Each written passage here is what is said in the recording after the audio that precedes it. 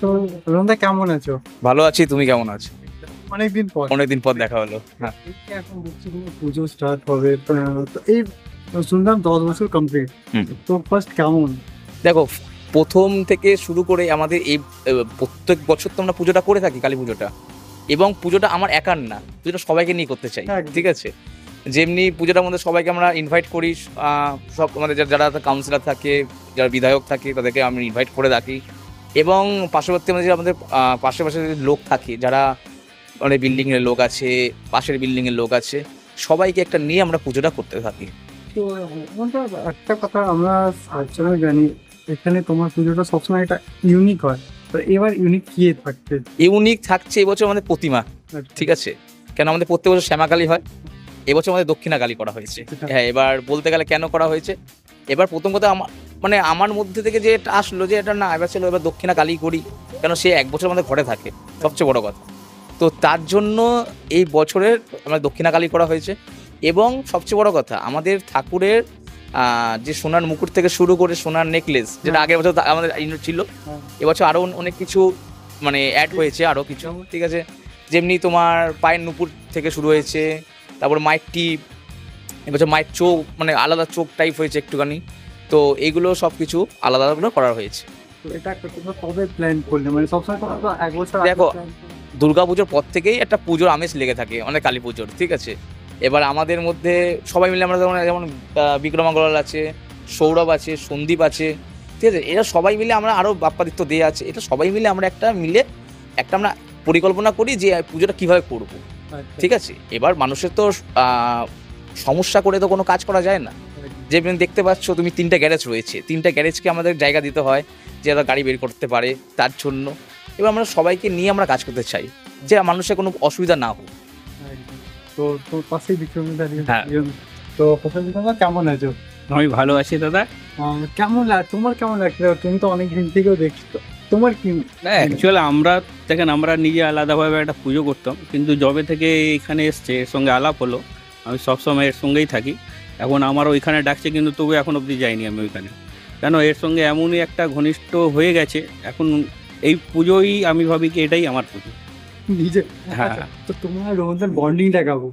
তো খুবই ভালো, খুবই ভালো, নো ডাউট। মানে বলতে গেলে এই রাম লক্ষণ। বা এখানে রামকে আর লক্ষণকে? হ্যাঁ, রাম অবশ্যই আমি আছি, লক্ষণ আছে। আচ্ছা, তো এখানে যে এখন দর্শক ওদেরকে কি বলবে? দর্শককে বলবো কি, সবাইকে আসতে, পুজো সুন্দরভাবে মিলেমিশে করতে, ঠাকুরের আশীর্বাদ সবার কাছে থাকুক, এটাই চাই। হ্যাঁ, একদম। আর রোহনদা, তোমার পাশে আরেক দাদা আছে, এই দাদাকে আমি ভুলবো না। দাদা কেমন আছো? ভালো আছি। সৌর্য। শুভ। তো তুমি তো অনেক বছর থেকে হ্যাঁ। থাকছো, তুমি দেখছো।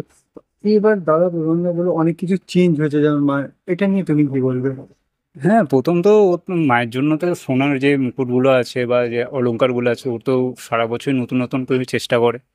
আর তার সাথে সাথে পুজো এবার প্যান্ডেলেরও কিছু পরিবর্তন হয়েছে, আরো ভালো করার চেষ্টা করেছি আমরা।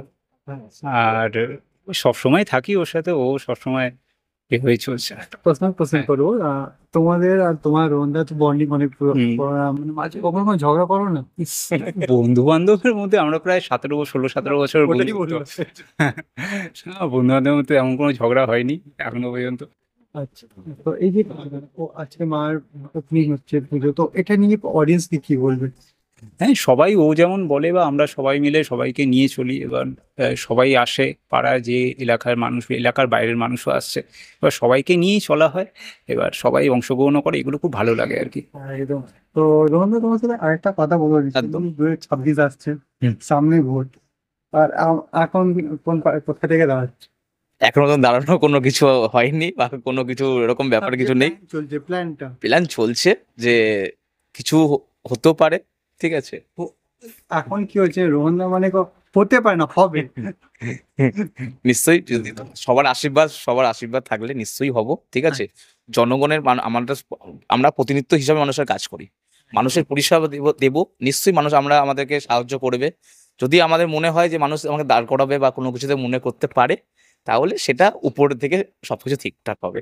আর এত সুন্দর পুজো তো তুমি সবসময় করো, আর বাড়ির সাপোর্টটা যে সব থেকে বড় হয়, তো কেমন মানে দেখো, কার- প্রথম কথা হলো মানে এই সাপোর্টের উপরে একটা ভিত্তিক আছে, মানে একটা মানুষ, ঠিক আছে?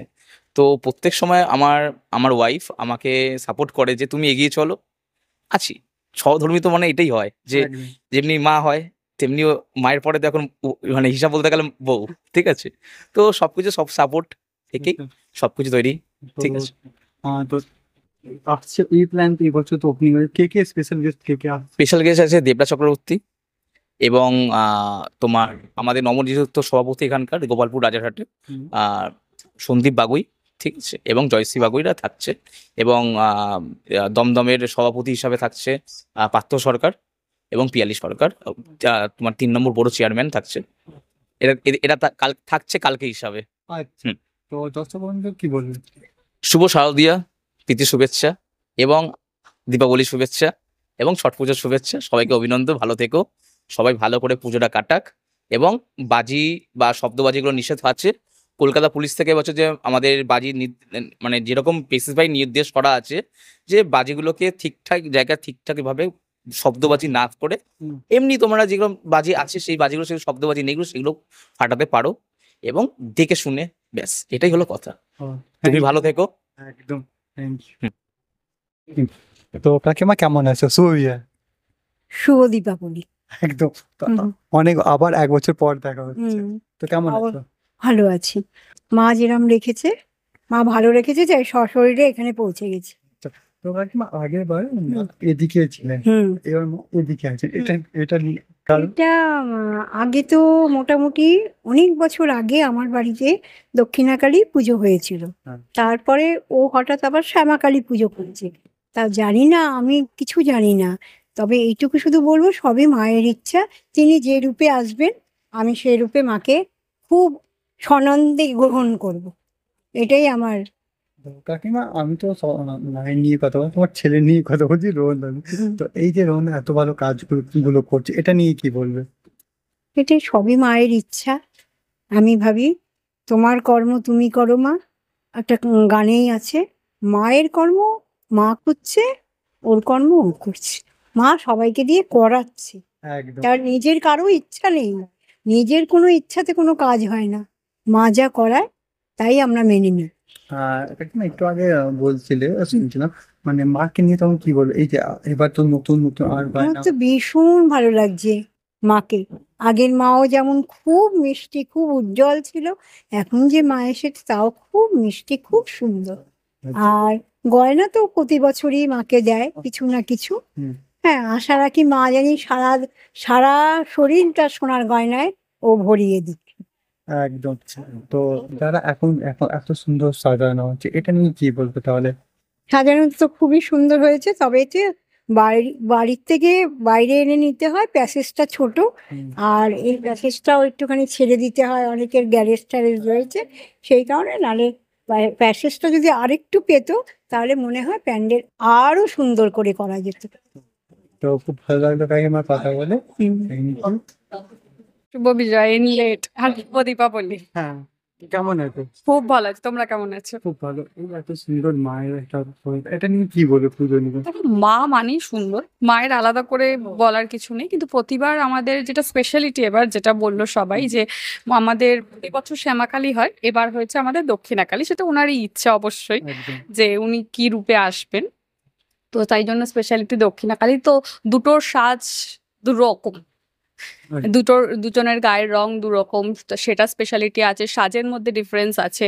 ওই মাকে আমরা যেভাবে আগের বছর সাজিয়েছিলাম তার থেকে চেষ্টা করেছি একটু ডিফারেন্ট লুক ক্রিয়েট করার, তো সেটাই করেছি, এটাই স্পেশালিটি। এত সুন্দর, সবসময় নতুন যেটা হয়, তো অনেকজন হয় নাকি দেখে বলে আর কি আর নতুন কি দেখ, আজকে নতুন কি দেখছো স্পেশাল আমরা? আজকে স্পেশাল যেমন মায়ের মূর্তি তো স্পেশাল, তাছাড়া হচ্ছে আমাদের মণ্ডপের ডেকোরেশনটা এবারে অন্যবারের তুলনায় অনেকটাই চেঞ্জ, তুমিও নিজেও দেখতে পাচ্ছ, সেটা কালার দিক থেকে বলো বা আদারওয়াইজ যে কোনো লোকেশনের দিক থেকে বলো।